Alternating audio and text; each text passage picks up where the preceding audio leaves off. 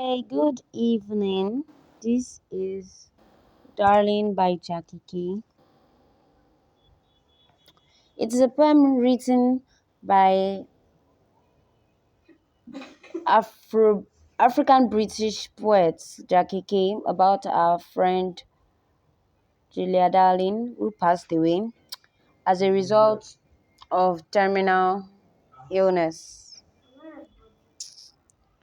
This poem can be seen as an ode to Julia Darling, as in an interview she specifically mentioned that the poem was written about a friend who died.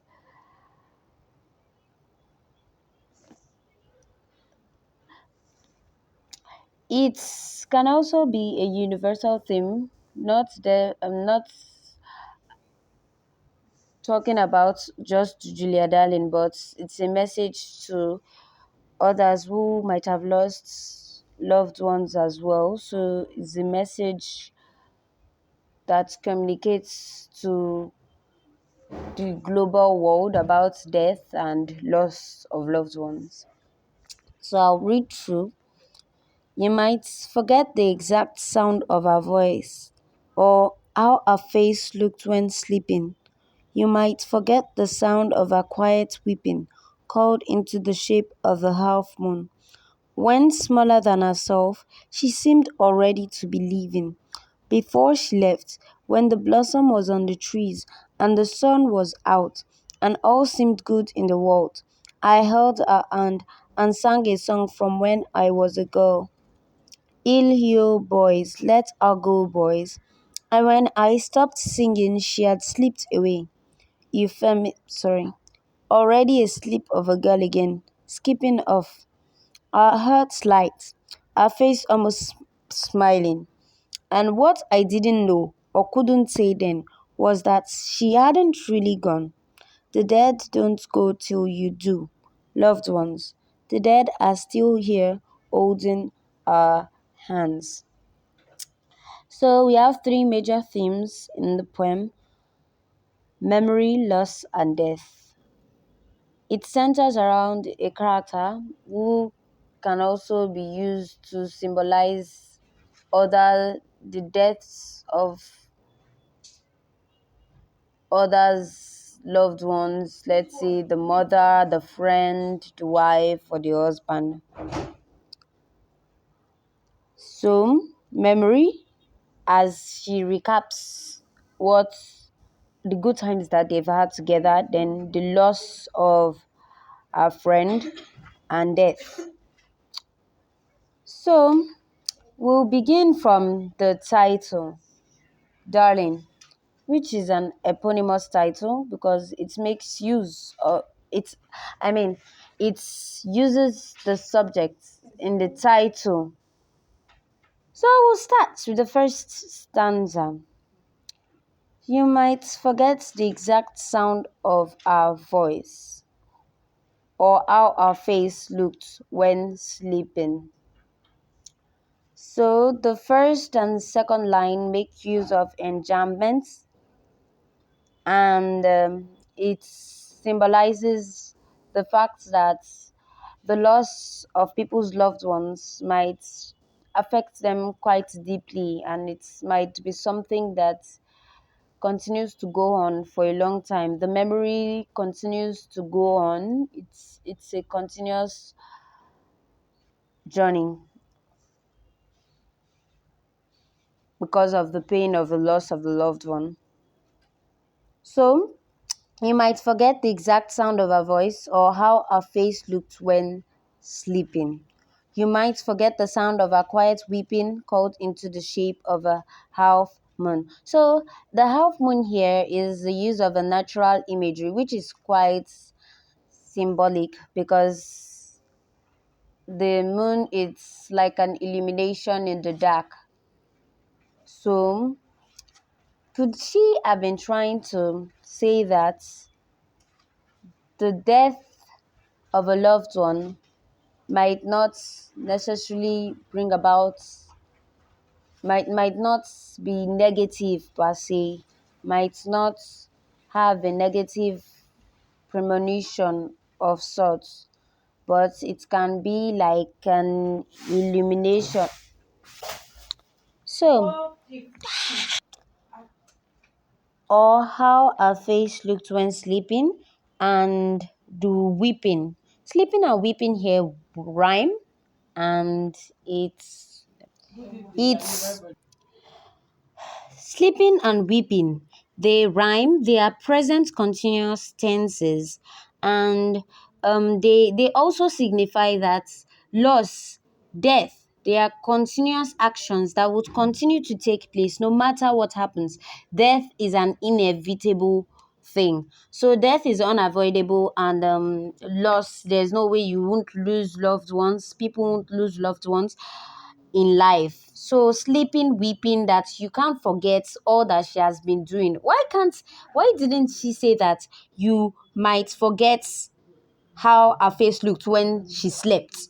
Or so it's something that this was the process she endured. This was the process she had to go through. That is before she died. This was the face before death. When smaller than herself, she seemed already to be living. Now, this has, first of all, let's talk about the enjambment from one paragraph to the other. So it's quite remarkable, the enjambments, because it joins the first paragraph with that of the second paragraph, making it a run-on line. And because there's no full stop, there's nothing like a caesura except the comma in front of the half moon. So it's also related to what I've said before, that is continual. That's death is like a continuous tense, like it goes on, it never stops, it's inevitable.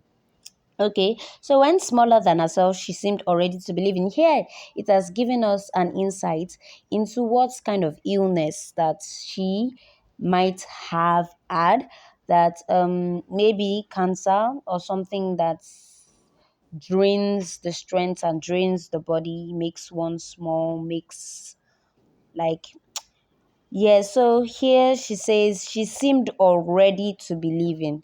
So at this point, she was getting closer to the gates of death. Sorry for the term, than she was before. Now she has gotten close to death, time, time of death. Before she left, when the blossom was on the trees. Okay, now this is another instance of enjambment, but we'll leave that aside for the meantime. So, before she left, when the blossom was on the trees, this is another instance of nature imagery, and then it's like it's the blossom on the trees is like when you use the term the apples are still on the trees or something like that. It shows that a period where everything was still good, everything was still fruitful, her life was still enjoyable, she still had good health. And then that's before she left. Okay, and the sun was out and all seemed good in the world. So that's just referring to what has been said before, when before she contracted the illness, when she was still feeling better, when she had the perfect health.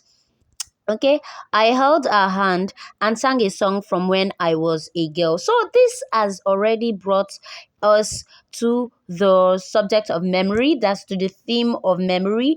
Yeah, she held her hand, then she sang her a song.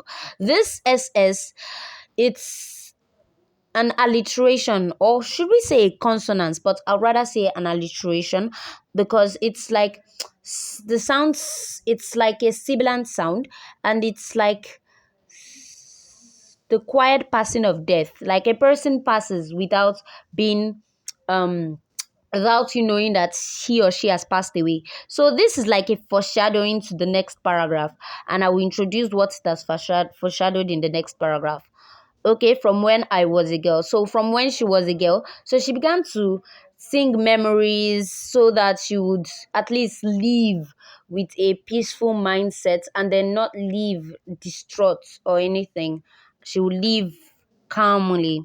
So heal yo boys, let her go boys. So this is a traditional Scottish song in the 40s or in the 60s that they sang a lot in the Scots in Scotland. And so she has introduced this in her poem, and it's one of the uniqueness of the language of this poem. And when I stopped singing, she had slipped away. So now here we have seen what it was foreshadowing in the previous paragraph. The sibilance S, it was foreshadowing the death of Julia Darling, or the death of the loved one in this case, because Julia Darling is just like a representative or a symbol for all the other loved ones who others may have lost in time past. Okay, so um and when I stopped singing, she had slipped away. So apart from the fact that it's an euphemistic sentence, it has euphemism here, which has lightened this the effects that the word death would have had on the readers that slipped away.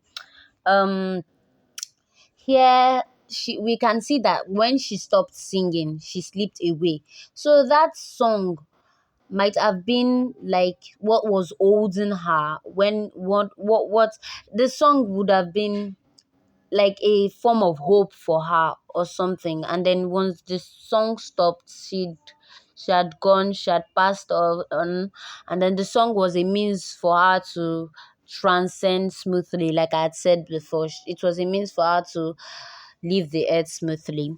Okay, so already a sleep of a girl again. So now the sleep has been used again, but in a different context. Um, Now it has been used as, now we are looking at her as she was in the past, a sleep of a girl again. Skipping off. So already a sleep of a girl again, skipping off. Now this skipping off again. Now, if we look at the previous ones, we could see past tense, we could see slipped away, we could see stopped, we could see held, we could see sang. And now we've seen skipping again.